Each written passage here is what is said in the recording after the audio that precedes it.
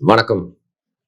கோவைக்கு பக்கத்துல சூலூர்ல நடந்த அந்த சிறுமிக்கு நடந்த அந்த கொடூரமான விஷயம் பத்தி தான் பேச போறோம். நேத்தியே ஏன் நீ இதை பத்தி பேசல அப்படின்னு நிறைய பேர் கேட்டிருந்தாங்க. இந்த மாதிரி ஒரு சம்பவம் நடக்குது அப்படின்னா, இப்படி நடந்திருக்கு அப்படின்னு நியூஸ் சேனல்ஸ் மாதிரி நம்ம நடந்த சம்பவத்தை அப்படியே ஒப்பிக்கிறது, ரிப்போர்ட் பண்றது அப்படிங்கிற மாதிரி அதுல என்ன ஒரு யூஸ் இருக்கு சொல்லுங்க?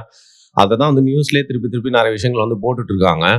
அதை தாண்டி அதுல இருந்து நம்மளுக்கு ஏதாவது சொல்றதுக்கு இருக்குன்னா தானே அதை பத்தி பேசணும். நீ பாரு, உனக்கு இதெல்லாம் கண்ணில் தெரியலையா அப்படின்னா அதுல ஏதாவது ஒரு விஷயம் நம்மளுக்கு எக்ஸ்ட்ரா ஆடடா தெரிஞ்சு இல்லை புரிஞ்சு அதன் மூலியமா ஏதாவது மக்கள் கிட்ட கடத்தலாம் அப்படின்னா பேசலாம். கொஞ்சம் வெயிட் பண்ண, வேற எதுவும் இல்லை. இந்த சிறுமிக்கு நடந்த அந்த கொடூரம் பாத்தீங்கன்னா எல்லா வாட்டியும் அது மேஜரா இருக்கவங்களுக்கு நடக்கிற அந்த ரேப் இன்சிடென்ட்டா இருக்கலாம், இல்லை மைனர்ஸ்க்கு இது மாதிரி எல்லா வாட்டியும் நடக்கிறப்போ பாத்தீங்கன்னா நம்மளால ஒரு ஒரு கொடூரத்தை தாங்கிக்க முடியும். சில நேரத்துல சில ஆக்சிடென்ட்லாம் பார்த்தா கூட நம்மளால மயங்கி விழாம இருக்க முடியும். ரத்தத்தை பார்த்தா பாத்தீங்கன்னா சில பேருக்கு மயக்கம் வராம தைரியமா இருப்பாங்க. அது மாதிரி எல்லாருக்கும் ஒரு லெவல் இருக்கும்ல, அந்த லெவல் பிரேக் பண்ற மாதிரியான விஷயமா இருந்துச்சு. அதுல குறிப்பா எது தாங்கிக்கவே முடியலன்னு நீங்க எல்லாருமே அதை பார்த்துக்கோங்க. எல்லாருக்குமே கஷ்டமாயிட்டு இருக்கும். எது தாங்கிக்கவே முடியலன்னா, அவங்க சித்தியோ யாரோ அவங்க சொல்றாங்க, வாயெல்லாம் உடைச்சிருக்காங்க, மூஞ்சி ஃபுல்லா புண்ணா இருக்கு, கல்லை வச்சு சிதைச்சிருக்காங்க, உடம்புல நிறைய இடத்துல ஓட்டையா இருக்கு, எலும்பு முறிவு ஏற்பட்டிருக்கு, நைட்டு ஃபுல்லா வச்சு டார்ச்சர் பண்ணியிருக்காங்க அப்படின்னு சொல்றப்போ அப்படியே ஒரு மாதிரி அப்படியே ஃபீட்டல் பொசிஷன்ல உட்காந்துக்கலாம் போல ஆயிடுச்சு. ஸோ அந்த அந்த இடத்துல என்னால் சாதாரணமா ஒரு நியூஸா பார்க்காம ஒரு செகண்ட் ஐயோ அப்படிங்கிற மாதிரி பாத்தீங்கன்னா உடஞ்சி போய் தான் வெளில அந்த நியூஸ் நேற்று ஃபுல்லா பார்த்துட்டு இருந்தோம். அதுல என்னன்னா நிறைய அதுக்கப்புறம் தகவல் இருக்கு. அதை குறித்து தான் அவங்ககிட்ட பேசணும் அப்படின்னு நான் நினைச்சேன். இப்போ திமுகவோட ஆட்சியில எல்லா குறைகளையும் எல்லா பிரச்சனைகளும் நம்ம பேசியிருக்கோம். அது எந்த மாதிரியான பிரச்சனையா இருந்தாலும் சரி, அது ஒருவேளை நம்மளுக்கு ஏதாவது ஆபத்து ஏற்படும், கைது பண்றாங்க அப்படின்னா கூட முடிஞ்ச அளவுக்கு அதை சேஃபா எந்த அளவுக்கு பேசணுமோ பேசியிருக்கோம். எப்பவுமே ஆனா எனக்கு ஒரு கேள்வி இருக்கும். திமுக ஆட்சிக்கு எதிராக நான் நிறைய விஷயங்கள் பேசிட்டு இருந்தாலும், இப்போ ஒரு ரேப் நடக்குது, இல்லை இந்த மாதிரி ஒரு மைனருக்குலாம் பாத்தீங்கன்னா பிடோஃபைல் இன்சிடென்ட்லாம் நடக்குது, இல்லை எங்கேயாவது பாத்தீங்கன்னா திருடிடுறாங்க, இல்லை ஆக்சிடென்ட் நடக்குது, இந்த மாதிரி சில விஷயங்கள்லாம் இருக்குல்ல. இது எப்படி டைரக்டா அப்போ ஸ்டாலின் தான், இதுக்கு ஸ்டாலின் தான் காரணம், இப்போ விஜய் இருக்காரு, இப்போ விஜய் தான் காரணம், இப்படி அந்த ஆட்சியாளர்கள் மேல உடனே போயிட்டு அந்த பழியை தூக்கி போடுறது அப்படிங்கிறது எனக்கு ஒரு கேள்வியா இருக்கும். சரியான கேள்வியான்னு தெரியல, நான் உங்ககிட்ட சும்மா ஒரு டவுட்டா சொல்றேன். பேசிக்கா அது ஜெயலலிதா ஆண்டாங்களோ, எடப்பாடி ஆண்டாரோ, இல்ல ஸ்டாலின் இப்போ ஆண்டுட்டு இருக்க விஜய் அவர்கள் எல்லாருக்குமே பாத்தீங்கன்னா எப்படி அந்த ஆட்சியாளர்கள் மேல கொண்டு போய் பாரு, உன்னை நம்பி இதுக்காக தான் ஓட்டு போட்டேன், இதுக்காக தான் ஓட்டு போட்டேன், அவருன்னா சூப்பர் நான் இல்ல ஹோம்லேண்டரா பறந்து போயிட்டு உடனே எல்லாத்தையும் காப்பாத்துறதுக்கு எல்லாத்துலயும் போயிட்டு நின்று வாட்ச் பண்ணிட்டே இருக்கிறதுக்கு சொல்லுங்க. அப்படிங்கிறப்போ அந்த ஆட்சியாளர் மேல நம்ம எப்படி பழி போட முடியும்? ஆனா இந்த பேட்டர்ன் ரிப்பீட் ஆகிட்டே இருக்கு, இந்த மாதிரி விஷயங்கள் நடந்துட்டே இருக்கு. அது பாத்தீங்கன்னா 2 வருஷம் 3 வருஷம் போயும் கொஞ்சம் கூட அந்த ஒரு பேட்டர்ன்ல மாறுதலே இல்லை அப்படின்னா, அப்ப நம்ம அந்த ஆட்சியின் மேலையும் ஆட்சியாளர் மேலையும் கேள்வி கேட்கலாம். என்னங்க இது சட்டம் ஒழுங்கே சரியில்லை, என்ன தண்டனை கொடுத்தீங்க, தவிர்க்கிறதுக்கு என்ன நடவடிக்கை எல்லாம் எடுத்தீங்க, எந்த அளவுக்கு அவேர்னஸ் கிரியேட் பண்ணீங்க, எவ்வளவு நடவடிக்கைகள் எடுத்து கொஞ்சமாவது குறைச்சிருக்கீங்களா? ஏன்னா எல்லா ஆட்சியிலையும் பாத்தீங்கன்னா திருட்டு சம்பவம் நடக்கும், கொலை நடக்கும், உலகம் ஃபுல்லா இது நடந்துட்டு தான் இருக்கும். எங்கேயுமே முற்றிலுமா ஒழிக்கவே முடியாது. அதை கொஞ்சம் யோசிச்சு பார்த்தா நம்மளுக்கே ஒத்துப்போம். இருந்தாலும் எந்த அளவுக்கு குறைக்கலாம்ன்ற கேள்வி கேட்கலாம். இப்போ இவங்க பாத்தீங்கன்னா 1 மாசம் கூட ஆகல அப்படிங்கறதுனால விஜயோட ஆட்சியிலேயே, முதல்வர் விஜயோட ஆட்சியில நடந்திருக்கு, இதுக்கு அவர் தான் காரணம், திமுக ஆட்சிக்கு இதுக்கு மாற்றமே இல்லை அப்படின்னு சொல்லிட்டு அந்த ஒரு பாயிண்ட் ஆஃப் வியூல எடுத்துட்டு போயிட்டு ஒரு குறையா வைக்க முடியாது. வேற ஒரு இஷ்யூ எடுத்துட்டு தப்பா எடுத்துக்காதீங்க. மின்வெட்டு அப்படி சொல்ல முடியாது. மின்வெட்டு இப்ப நடந்துட்டே இருக்கு, அது மக்கள் மத்தியில் ஒரு கொந்தளிப்பா ஏற்பட்டு இருக்கு, அது ஒரு பேட்டர்னா மாறிட்டு இருக்கு. அதை பாத்தீங்கன்னா திரும்ப திரும்ப திரும்ப ஒரு கம்ப்ளைண்ட் வந்துட்டே இருக்கும்போது சரியா கையாளல அப்படிங்கிறது ஒரு ஃபர்ஸ்ட் குறையா டிவிகே ஆட்சி மேல எல்லாருமே வைக்க ஆரம்பிச்சிருக்காங்க. மற்ற ஊர்லாம் தெரியல. சென்னையில பாத்தீங்கன்னா டிவிகேக்கு ஓட்டு போட்ட நிறைய பேர் கூட என்னங்க இது ஒரு சின்ன பிரச்சனையா இருக்கு, தேவையெல்லாம் பாருங்க, ஒரு கெட்ட பேர் அது வருதுன்னு சொல்லுவாங்க. ஸோ அந்த மாதிரி பாத்தீங்கன்னா எதெல்லாம் குறை கூறணும், குறை கூடக்கூடாது, அடுத்து என்ன நடவடிக்கை எடுக்க போறாங்க அப்படின்னு சொல்லிட்டு நம்ம இதுக்கு மேல பாசிட்டிவா நம்மளோட தங்கச்சிங்களுக்கு, நம்ம குழந்தைங்களுக்கு இப்படி என்ன நடக்கக்கூடாது அப்படின்ற ரீதியில் தான் இது பார்க்கணும். இந்த இன்சிடென்ட்லயே பாத்தீங்கன்னா நிறைய தேவையில்லாத விஷயங்கள்லாம் நல்ல உள்ள பூந்துட்டு இருக்கு. இங்க ஒரு காவல் அதிகாரி, ஒரு பெண் அதிகாரி, அவங்க தான் பாத்தீங்கன்னா அந்த கேஸை டைரக்டா போயிட்டு ஹேண்டில் பண்ணது மட்டும் இல்லாம மக்கள் போராட்டம்லாம் நடத்துறாங்க. அங்க போயிட்டு அவங்க இதெல்லாம் சமாதான வார்த்தை பேசி அடுத்த நாள் பிரஸ் மீட்ல உட்கார்ந்து பேசுற மாதிரியான ஒரு காட்சி. அது பாத்தீங்கன்னா அது ஒரு வீடியோவா பரவுது. அந்த விசாரணை அதிகாரி இந்த சைடு ஒரு அதிகாரி, இந்த சைடு ஒரு அதிகாரி எல்லாம் உட்காந்துருக்காங்க. பிரஸ் பீப்புள்லாம் உள்ள மைக்கெல்லாம் போட்டிருக்காங்க. அப்போ இவங்க 3 பேருமே சிரிச்சிட்டு இருக்கா மாதிரி அதாவது prior to the press meet முன்னாடி வந்து உட்காந்துட்டு இருப்பாங்களா, அதுக்கு ப்ரிப்பேர் ஆகிட்டு இருக்கும்போது சிரிச்சுட்டு பேசிட்டு இருக்க மாதிரி ஒரு வீடியோ வந்து சமூக வலைதளங்கள் ஃபுல்லாக வந்து பரவுது. சில நியூஸ் சேனல்ஸ் எடுத்து போடுறாங்கங்க. அண்ட் நிறைய அரசியல் பேசக்கூடியவர்களாம் எடுத்து போட்டுட்டு இருக்காங்க.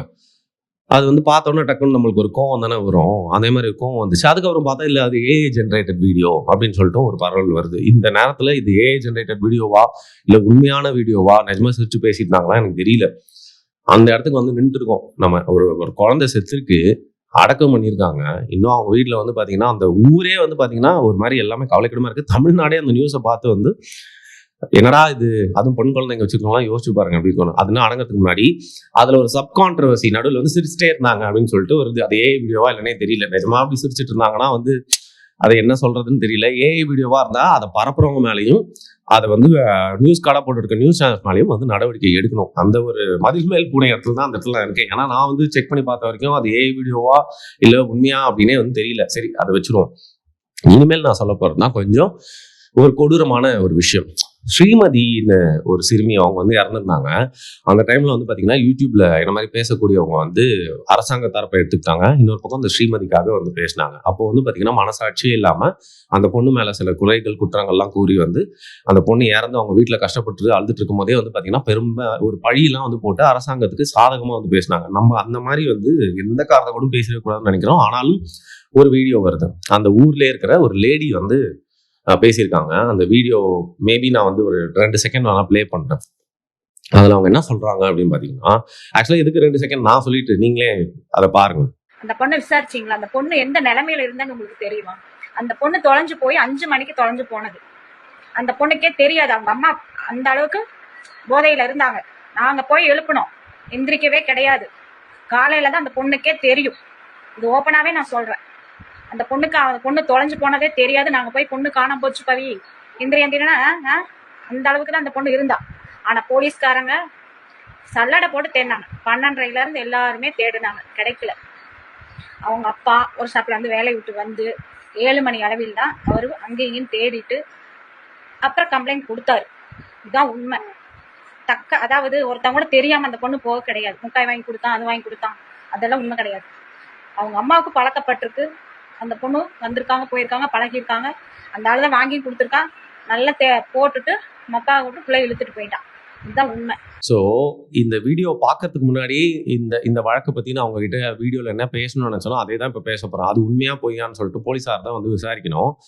இப்போ குழந்தைங்களாம் இருக்காங்க அப்படின்னாங்க, குழந்தைய பெற்றுக்கிறோம் அப்படின்னா நிஜமாவே சொல்கிறேங்க, அவங்க எங்கே போகிறாங்க எங்கே வராங்க அவங்கள வந்து கண்ணின் மணி போல் வந்து எந்த நேரமும் 24/7 வந்து ஒரு வயசு வரைக்கும் நீங்கள் பார்த்துட்டே தான் இருந்து ஆகணும். ஏன்னா 20ஸ்க்கு மேலேயே வந்து பெண் குழந்தைங்களுக்கு என்ன வேணால் நடக்குது, ஏன் ஆண்களுக்கே நிறைய விஷயங்கள் நடக்குது. அப்படிங்கிற பட்சத்தில் ஒரு சிறுமியை வந்து அவங்க அப்பா இல்லை அப்பா வேலைக்கு போயிருந்தாரோ அம்மா யாராவது பொறுப்பாக இருக்கும். முக்கியமாக பேரண்ட்ஸ் 2 பேர் மேலே தான் நம்ம வந்து சொல்லணும். ஸோ இந்த மாதிரி ஒரு விஷயம் நடக்கவே கூடாது அப்படின்னா டிவிக்கு அரசாங்கத்தில் எவ்வளோதான் பாதுகாப்புகள் அதிகப்படுத்தினாலும் இன்னும் 1000 சிசிடிவி வந்து கிராமத்தில் இருக்க சின்ன சின்ன தெருக்களில் பொருத்தி எந்த நேரத்துலையுமே கண்காணிச்சுட்டு இருந்தாலும் இது வந்து பார்த்தீங்கன்னா வந்து சிங்கப்பெண்ணே அப்படிங்கிற மாதிரி வந்து புது புது படைப்பிரிவுகளை வந்து இன்னும் நிறைய பெருக்கிட்டே இருந்தாலும் இதை சமூக ரீதியாக வந்து பார்த்தீங்கன்னா நம்ம ஒழிக்கணும் நம்ம சொசைட்டியில் அப்படின்னா முக்கியமாக நம்ம பண்ண இருந்து வருமுன் காப்போம் தான். நம்ம குழந்தை வந்து எப்பவுமே நம்ம கண்ணு முன்னாடியே இருக்கணும்.